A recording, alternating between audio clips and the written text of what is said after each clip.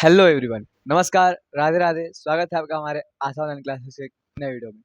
जैसा कि हम लोगों ने लगभग 1 महीना पहले जो है हिस्ट्री का पूरा सिलेबस देख लिया था कि हिस्ट्री में हमें क्या-क्या पढ़ना है, कैसे पढ़ना है क्लास 10th में। और हम लोग का जो फर्स्ट चैप्टर था वो है यूरोप में राष्ट्रवाद और हम लोग का जो फोर्थ चैप्टर है वो है भारत में राष्ट्रवाद। ये दोनों जो चैप्टर है आपका बहुत ही एग्जाम में अच्छा खासा नंबर उठाने वाला है। और बात करें हिस्ट्री के सिलेबस का, तो हिस्ट्री के सिलेबस का लगभग 50% जो है 60% यहाँ से क्वेश्चन आते हैं, जो कि बहुत ही इंपॉर्टेंट दोनों चैप्टर है। चलिए ज़्यादा देर न करते हुए क्लास को स्टार्ट करते हैं।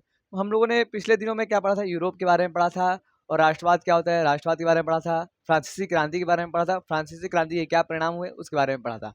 आज का जो वीडियो है हमारा वो है नेपोलियन युग के बारे में। ये जो है वीडियो सिर्फ नेपोलियन युग के बारे में है कि नेपोलियन कौन था, नेपोलियन क्या था, नेपोलियन कैसे हुआ, नेपोलियन क्या किया। ठीक है, पूरा वीडियो नेपोलियन पे है। ठीक है, नेपोलियन क्या था तो सबसे पहले आप बात समझिएगा कि नेपोलियन क्या था। तो नेपोलियन जो था वो फ्रांस का एक सम्राट था। नेपोलियन क्या था, तो नेपोलियन जो था वो फ्रांस का एक सम्राट था, जो 1804 ईस्वी में नेपोलियन फ्रांस का सम्राट बना था। ठीक है, और जब 1804 ईस्वी में नेपोलियन फ्रांस का सम्राट बना तो उसने क्या किया, उसने जो है एक नेपोलियन संहिता, एक नियम जो है लागू किया 1804 ही ईस्वी में। नेपोलियन ने नेपोलियन संहिता कब लागू किया, तो 1804 ही ईस्वी में उसने लागू किया। बस समझ गए। फिर उसके बाद क्या हुआ, इसका इम्पोर्टेंट एक और क्या आता है कि नेपोलियन और सबके बीच में एक युद्ध हुआ। कब हुआ, 1815 ईस्वी में। 1815 ईस्वी में कौन सा युद्ध हुआ, तो वाटरलू का युद्ध।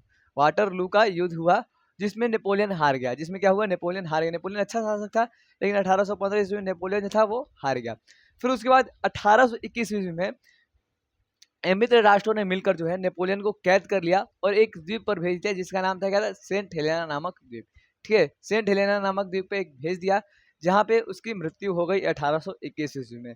ठीक है, इस बात का आप ध्यान रखेंगे। 1821 ईस्वी में नेपोलियन की मृत्यु हो गई। 1804 ईस्वी में फ्रांस का सम्राट बना। 1804 ईस्वी में नेपोलियन संहिता लागू हुआ।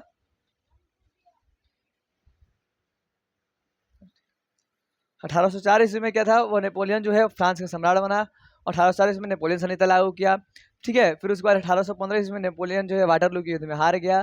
फिर उसके बाद मित्र राष्ट्रों ने उसे कैद करके सेंट हेलेना नामक द्वीप पर भेज दिया और 1821 ईस्वी में उसकी मृत्यु हो गई। चलिए पढ़ते हैं क्या क्या लिखा है। अगर आप इसका स्क्रीनशॉट चाहें तो स्क्रीनशॉट इसका ले सकते हैं या फिर आप इसको नोट डाउन कर सकते हैं वीडियो को पॉज करके। चलिए बात करते हैं नेपोलियन युग। नेपोलियन युग कब से कब तक था, तो नेपोलियन युग जो था वो 1804 ईस्वी से 1815 ईस्वी तक नेपोलियन युग था। इस बात को याद रखेंगे। नेपोलियन युग कब से कब तक था, 1804 ईस्वी से 1815 ईस्वी तक नेपोलियन युग था। अब बात करते हैं कि 1804 ईस्वी में नेपोलियन जो था वो फ्रांस का सम्राट बना।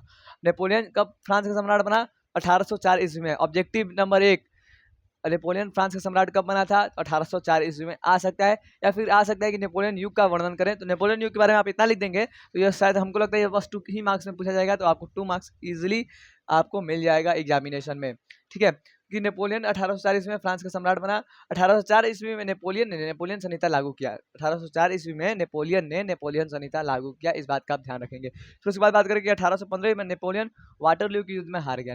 1815 ईस्वी में जैसे हमने बताया कि नेपोलियन जो था वाटरलू के युद्ध में हार गया। फिर उसके बाद करें मित्र राष्ट्रों ने, 2 राष्ट्र था, एक धुरी राष्ट्र, एक था मित्र राष्ट्र। एक था धुरी राष्ट्र और एक था मित्र राष्ट्र। मित्र राष्ट्रों ने नेपोलियन को कैद कर लिया। नेपोलियन को कैद करके सेंट हेलेना नामक द्वीप पर रख दिया। ठीक है, सेंट हेलेना नामक द्वीप पर रख दिया तो वहां पे उसका जो है मृत्यु हो गया नेपोलियन का 1821 ईस्वी में। नेपोलियन का मृत्यु कब हुआ, 1821 ईस्वी में। फ्रांस का सम्राट बना 1804 ईस्वी में। इस बात को, इस टॉपिक को आप अच्छे से याद कर लीजिएगा, आपके एग्जामिनेशन हॉल में देखने को मिल सकता है।